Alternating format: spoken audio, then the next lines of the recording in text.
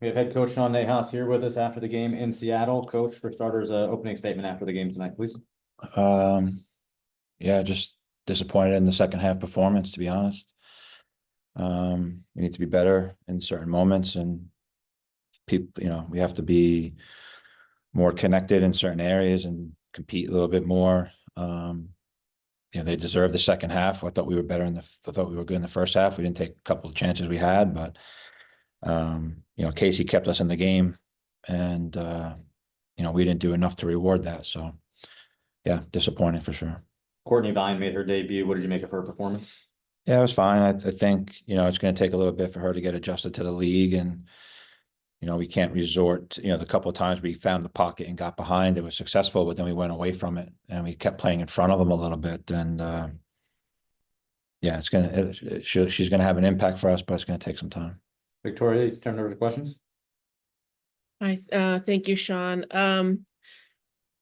Yeah, it seemed like Seattle just really came out on the attack in the second half and just really took the game to you guys. Did you look to make any tactical changes to kind of counter that, or just absorb it and look for a counter? I mean, tactically, it was more about the decisions we were making on the ball.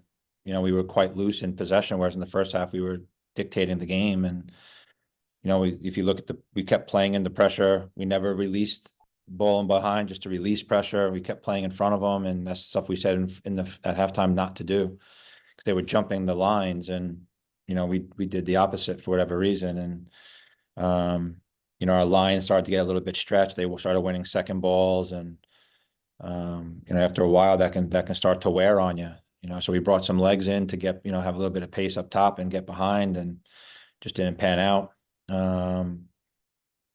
Tactically, I think, out of possession, we were a little bit concerned about the distance in our lines, and the goal happens on a situation that we worked on, believe it or not, a couple of, over the last couple of weeks, of just keeping the gaps, force them wide and don't let them break that initial line. And that's what they did. So, I think tactically that it was just being better and more cautious in possession. And I felt that we were extremely loose in that. Is that kind of down to like integrating players back in from the Olympics and new players, and some combined with some road rust, or?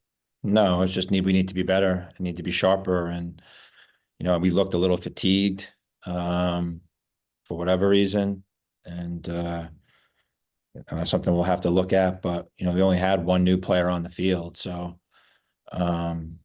look at the first half. We wouldn't be saying that if the second half didn't go the way it did. First half, those questions would have never been answered or asked.